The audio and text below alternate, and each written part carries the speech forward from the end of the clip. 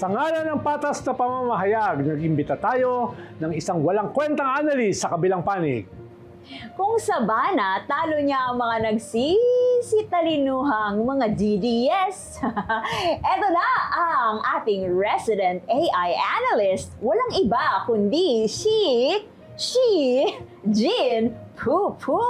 Pasok! Shukran Ronald ang lovely. Cheese Escudero bilang presiding officer sa impeachment trial ni Vice President Sara Duterte? Oh really? Oh come on, talaga lang ha? Anong authority ng Senado para gawin yan? Bakit si Cheese Escudero ang nilagay sa posisyon na yan? Dahil abogado siya? Dahil may karanasan siya? Kumusta naman yung naging papel at posisyon niya sa mga impeachment proceedings? Parang mga tangi naman to. Kaya tama lang ang pag-alma ng magkapatid na Cayetano dyan eh. Ikaso, hindi nyo naman pinakinggan. What the hell?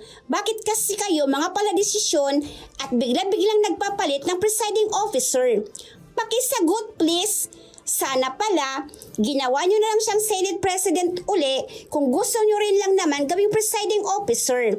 Nagmukha tuloy tagalista lang ng noisy at tagapaypay si SP Win sa taas ng dais. You know dais, the race platform in the Senate plenary. And before I go, I just want to call out those who judged Cheese during the trial last year. Remember forthwith, kung kuyugin nyo si Cheese noon, kulang na lang ilibing nyo na siya ng buhay. Pati si Hart, dinamay nyo at tinawag na nepo wife, di ba? O ngayon, puring-puri kayo kay Cheese. Ang tawag dyan, kainsuka. Hala, kainsuka daw ta. Ito naman kasi si Jean Pu, porkat wala siyang heart, no? Wala rin siyang mamahaling singsing, bitter na siya.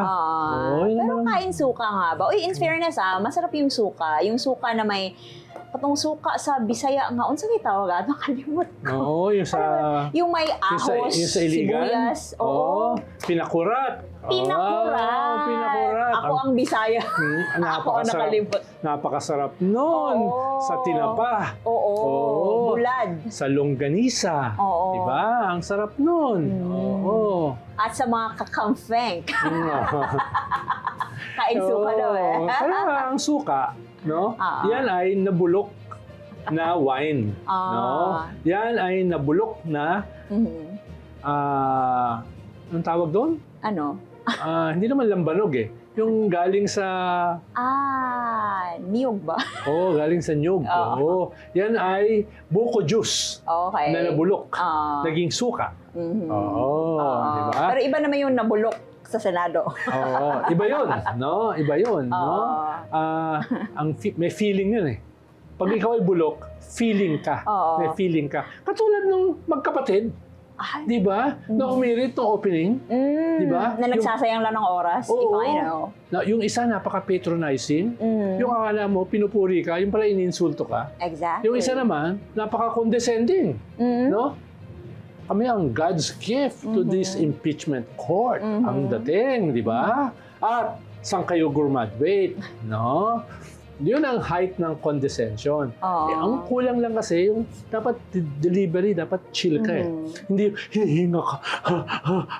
Parang, di ba? Pero what do you think about the the Senate President?